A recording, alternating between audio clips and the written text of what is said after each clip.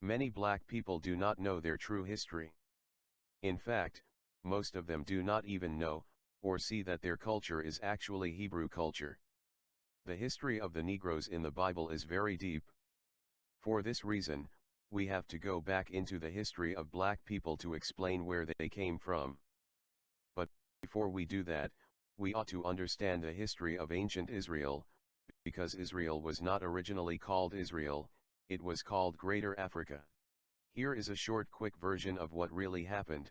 When King David was in power, he ruled over all the 12 tribes of Israel, which was one nation at the time. When King Solomon sat on the throne as the king of Israel, he went off into sin, and as a result, the Most High divided the kingdom of Israel into two separate kingdoms, namely the southern kingdom, and the northern kingdom. The southern kingdom was known as the House of Judah, and consisted of only 3 tribes, Judah, Levi, and half the tribe of Benjamin. The northern kingdom was called the House of Israel or just Israel, and sometimes as the largest numerical tribe called Ephraim. It comprised the remaining 10 tribes of Israel. You can find the whole story about the division of Israel into 2 kingdoms, in the book of 1 Kings chapter 11, and 2 Kings chapter 18, verse 9 to 12. These 2 kingdoms were considered, by the Most High and the people who lived in them, to be 2 separate kingdoms and 2 separate nations. It is estimated that this separation took place in 721 BCE.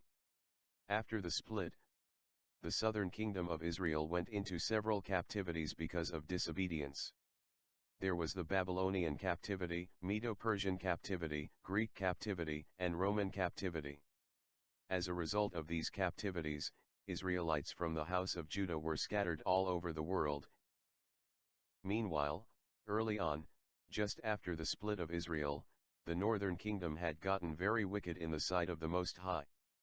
They practiced witchcraft and idolatry, which was against the law. And because of this, the God of Israel brought Shalmaneser, the king of Assyria, against the house of Israel, and he took the entire nation to his kingdom as slaves. These 10 tribes of Israel lived in Assyria for many years, until the empire was about to fall. When Assyria was on the brink of collapse, the 10 tribes of Israel fled to Africa for refuge. The book of 2nd Esdras, from the Apocrypha in the 1611 King James Bible, chapter 13, verse 40 to 47. Those are the 10 tribes, which were carried away prisoners out of their own land in the time of Osea the king, whom Salmanasar the king of Assyria led away captive, and he carried them over the waters, and so came they into another land. But they took this counsel among themselves, that they would leave the multitude of the heathen, and go forth into a further country, where never mankind dwelt, that they might there keep their statutes, which they never kept in their own land. And they entered into Euphrates by the narrow places of the river. For the Most High then showed signs for them, and held still the flood, till they were passed over. For through that country there was a great way to go, namely, of a year and a half, and the same region is called Arsaroth. Then dwelt they there until the latter time, and now when they shall begin to come, the highest shall stay the springs of the stream again, that they may go through. Therefore sawest thou the multitude with peace. After leaving Assyria, the 10 tribes of Israel never went back to their land. Instead, they crossed the Euphrates River, and went into a region called Arsaroth. Claudius Ptolemy was one of the explorers to draw maps of the area called Arsaroth.